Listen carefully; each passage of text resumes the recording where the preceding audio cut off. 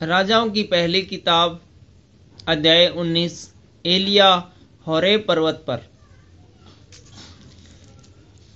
तक अहाब ने एजियल को एलिया के सब काम विस्तार से बताए कि उसने सब नबियों को तलवार से किस प्रकार मार डाला। तब इजेबेल ने एलिया के पास एक दूत के द्वारा कहला भेजा, यदि मैं कल इसी समय तक तेरा प्राण उनका सा न कर डालूं तो देवता मेरे साथ वैसा ही वरन उससे भी अधिक करें। यह देख एलिया अपना प्राण लेकर भागा और यहूदा के बरसेबा को पहुंचकर अपने सेवक को वहीं छोड़ दिया। परंतु वह स्वयं जंगल में एक दिन के मार्ग पर जाकर एक झाऊ के पेड़ के नीचे बैठ गया। वहां उसने यह कहकर अपनी मृत्यु मांगी, हे यहोवा, बस है, अब मेरा प्राण ले ले, क्योंकि मैं अपने पुरखाओं से अच्छा नहीं हूं। वह झाऊ के पेड़ तले लेटकर सो गया और देखो, एक दूत ने उसे छूकर कहा, उठकर खा।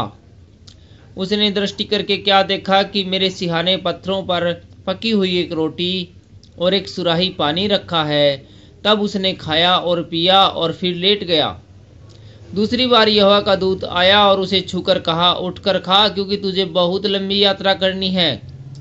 तब उसने उठकर खाया पिया और उसी भोजन से बल पाकर 40 दिन रात चलते चलते परमेश्वर के पर्वत होरेब को पहुंच गया। वहां वह एक गुफा में जाकर टिका और यहोवा का यह वचन उसके पास पहुंचा, हे एलिया, तेरा यहाँ क्या काम? उसने उत्तर दिया, सेनाओं के यहोवा परमेश्वर के निमित्त मुझे बड़ी जलन हुई, क्योंकि इजराइलियों ने तेरी वाचा टाल दी, तेरी वेदियों को गिरा दिया और तेरे नबियों को तलवार से घात किया है, और मैं ही अकेला रह गया हूँ और वे मेरे प्राणों के खोजी हैं। उसने कहा, निकलकर यहोवा के सम्मुख पर्वत पर खड़ा हो। और यहोवा पास से होकर चला और यहोवा के सामने एक बड़ी प्रचंड आंधी से पहाड़ फटने और चट्टानें टूटने लगी, तो भी यहोवा उस आंधी में न था। फिर आंधी के बाद भूकंप हुआ, तो भी यहोवा उस भूकंप में न था। फिर भूकंप के बाद आग दिखाई दी, तो भी यहोवा उस आग में न था। फिर आग के बाद एक दबा हुआ धीमा शब्द सुनाई पड़ा। यह सुनते ही एलिया ने अपना मुंह चद्दर से ढांपा और बाहर जाकर गुफा के द्वार पर खड़ा हुआ। फिर उसे एक शब्द सुनाई पड़ा, हे एलिया, तेरा यहाँ क्या काम? उसने कहा, मुझे सेनाओं के परमेश्वर यहोवा के निमित्त बड़ी जलन हुई, क्योंकि इजराइलियों ने तेरी वाचा टाल दी और तेरी वेदियों को गिरा दिया है और तेरे नबियों को तलवार से घात किया है, और मैं ही अकेला रह गया हूँ और मेरे प्राणों के खोजी है। यहोवा ने उससे कहा, लौटकर दमिश्क के जंगल को जा और वहां पहुंचकर आराम का राजा होने के लिए हजाएल का और इजराइल का राजा होने को निमसी के पोते येहू का और अपने स्थान पर नबी होने के लिए अबेल महोला के सापात के पुत्र एलीसा का अभिषेक करना। और हजाएल की तलवार से जो कोई बच जाए उसको येहू मार डालेगा, और जो कोई येहू की तलवार से बच जाए उसको एलीसा मार डालेगा।